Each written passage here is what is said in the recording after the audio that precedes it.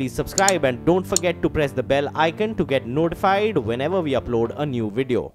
मुद्दा गर्म है, पकौड़े गर्म है और इस पर सियासत भी गर्म है, क्योंकि पकौड़े पर सियासत बहुत ज्यादा गर्मा गई है। कांग्रेस तो कई दिनों से प्रधानमंत्री के पकौड़े वाले बयान पर हमले कर रही है। अब महाराष्ट्र और केंद्र में सहयोगी शिवसेना भी पकौड़े को लेकर सरकार पर निशाना साध रही है। शिवसेना के मुखपत्र सामना में पकौड़े को लेकर मोदी सरकार पर तंज कसा गया है। सामना में जवानों की शहादत का जिक्र करते हुए तंज किया गया कि एक तरफ पाकिस्तान से हमले हो रहे हैं, वहीं दूसरी तरफ सरकार पकौड़ा और भाजी की चर्चा में लगी हुई है। सामना में शिवसेना ने लिखा है कि पकौड़े और भाजी की चर्चा हो रही है, सरकार असल मुद्दों से ध्यान भटका रही है और उधर हमारे जवान मर रहे हैं और इधर चर्चा पकौड़े और भाजी पर हो रही है। तो सामना में शिवसेना ने सरकार पर किया है तंज। सामना में लिखा गया है कि कश्मीर में जवान मर रहे हैं, आतंकी बंदूक के जोर पर दूसरे आतंकियों को छुड़ा कर ले जा रहे हैं।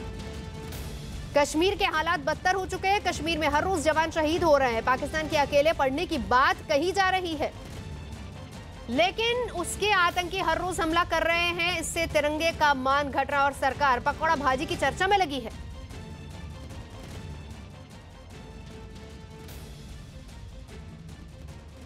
तो सामना में एक तरीके से तंज किया गया है। पकौड़ा पॉलिटिक्स लगातार जारी है। शिवसेना ने अब सरकार पर हमला बोला है और इसी को लेकर आपको यह भी बता दें कि चाहे वो उत्तर प्रदेश हो या फिर अभी तक उत्तर भारत में इसको लेकर चर्चा हो रही थी, लेकिन अब मध्य भारत से लेकर दक्षिण भारत तक में पकौड़े की चर्चा हो रही है।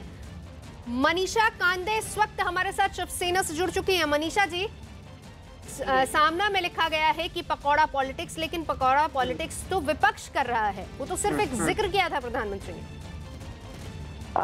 देखिए, अब ऐसा है कि हम देश के प्रधानमंत्री जब फ्लोर ऑफ द हाउस पर बात करते हैं तो हम सुनना चाहते हैं कि वो देश की जनता के लिए क्या करेंगे।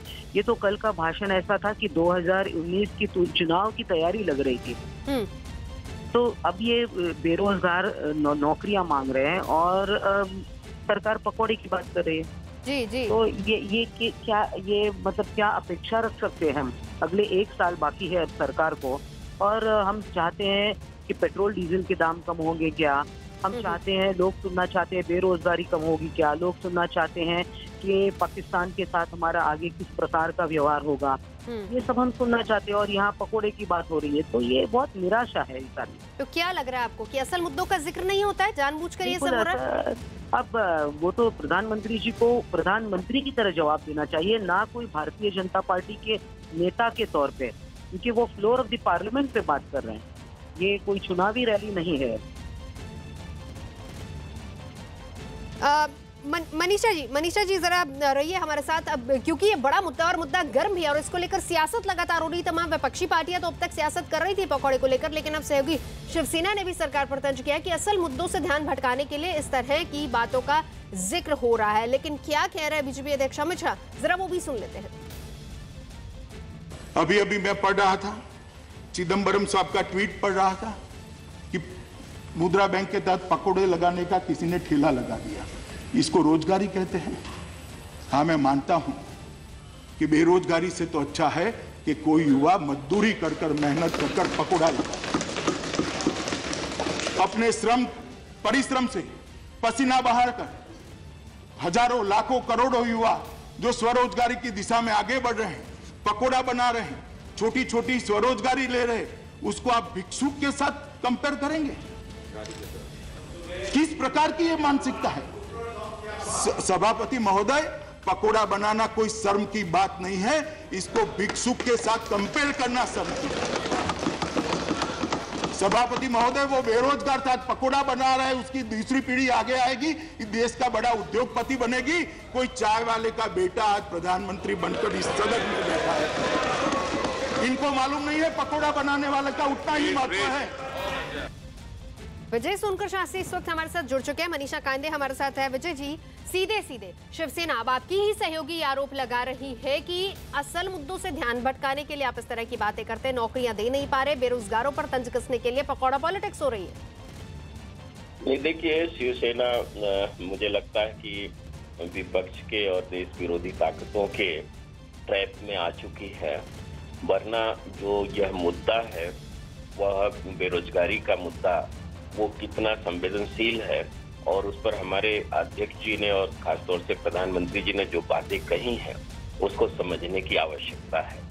हकीकत ये है कि 10 करोड़ लोगों को अगर रोजगार मिला है तो 10 करोड़ लोग इस देश में किस प्रकार का रोजगार करेंगे, कैसे रोजगार करेंगे, उनका क्या रोजगार होगा। जिस तरह के वादे किए गए थे विजय जी, जिस तरह के वादे किए थे, मनीषा जी हमारे साथ। मनीषा जी आप रखिए इसका जवाब। देखिए, अब ऐसा है कि पकोड़े ही तलने हैं तो उसके लिए सरकार की एडवाइजरी की क्या जरूरत है। वो तो लोग अगर चाहते हैं जिसको जो करना है वो तो करेगा, उसमें सरकार की एडवाइस और सरकारी मदद की कोई जरूरत ही नहीं है। सरकार से लोग जो शिक्षित लोग हैं, प्रशिक्षित लोग हैं, एक तरफ स्किल इंडिया की बात करते हो तो स्किल इंडिया में अब ये भी सब्जेक्ट होगा सरकार की तरफ से पकोड़े तलना। पर वो लोग तो कह रहे हैं कि 10 करोड़ नौकरियां दी हैं। विजय जी यही बात कह रहे हैं मनीषा जी। हाँ, 10 करोड़ नौकरियां, मगर कहाँ है? अब सरकार का जो फाइनेंशियल रिपोर्ट आया है तो उसमें क्या लिखा है ये भी तो जानना जरूरी है। विजय जी जवाब रखिए। देखिए नवजोत जी, मेरी बात पूरी नहीं हुई थी, अगर हो जाती तो शायद मनीषा जी को ये बात कहने की आवश्यकता नहीं पड़ती कि हमारे देश में नौकरी और रोजगार में तो अंतर करना पड़ेगा। और अगर राज्य की सरकारें और केंद्र की सारी नौकरियों को अगर जोड़ भी दिया जाए तो भी करोड़ 1.5 करोड़ से ज्यादा नहीं जाती हैं। और जहां तक हमारे देश में नौजवानों की संख्या है, काम करने वालों की संख्या, रोजगार प्राप्त करने वाले लोगों की अपेक्षाएं हैं, वो करोड़ों करोड़ में है।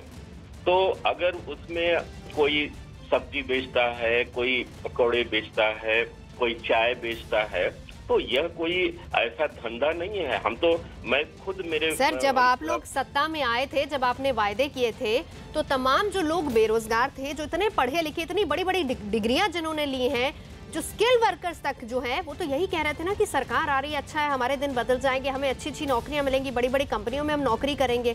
पकौड़े और चाय बनाना, मनीषा जी हालांकि गलत नहीं कह रही है कि अगर यही करना है तो फिर सरकार की मदद की क्या जरूरत है।